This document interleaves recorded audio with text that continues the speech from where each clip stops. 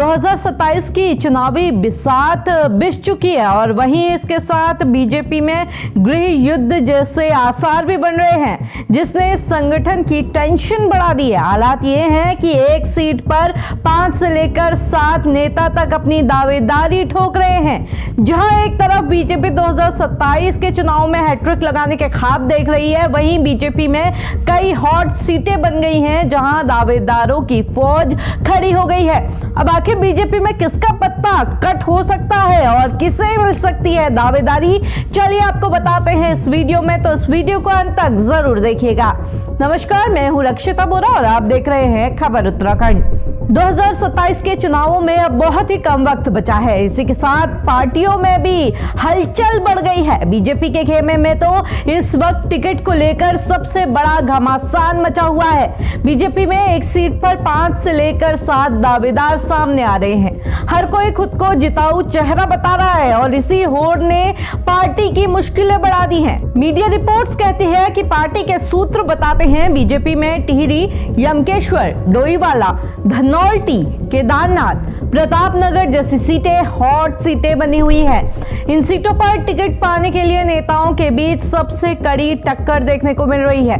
इन क्षेत्रों में दावेदारों की लंबी फहरिस्त ने संगठन के लिए धर्म संकट खड़ा कर दिया है। इन सीटों पर कोई भी फैसला सीधे भीतरघात को दावत दे सकता है। वहीं कई ऐसे लोग भी हैं जो दूसरे दलों से कई महत्वाकांक्षाएं लिए बीजेपी में शामिल हो रहे हैं। अब क्या दूसरे दलों से आए नेताओं के लिए बीजेपी अपनों का वही पत्ता काट देगी? हालांकि इसी बीच उन विधायकों की टेंशन भी बढ़ी हुई है जो इस वक्त कुर्सी पर बैठे, क्योंकि भाजपा वैसे तो मौजूदा विधायकों को ही प्राथमिकता देती है, लेकिन ग्राउंड सर्वे में अगर किसी विधायक की स्थिति बेहद खराब या कमजोर हुई तो हाईकमान तुरंत उसका पत्ता साफ कर देगा। यानी मान्यों का रिपोर्ट कार्ड ही तय करेगा कि उन्हें 2027 की टिकट मिलेगी या फिर नहीं।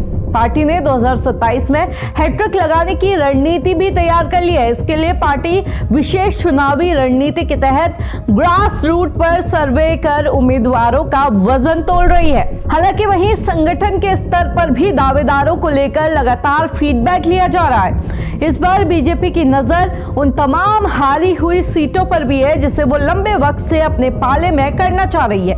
पार्टी का मानना है कि अगर हारी हुई सीटों पर सही और मजबूत प्रत्याशी उतार दिया जाए तो हैट्रिक का रास्ता बेहद आसान हो जाएगा। इसलिए सांसदों से लेकर संगठन के दिग्गज नेताओं तक को इन हारी हुई सीटों की कमान सौंप दी गई है।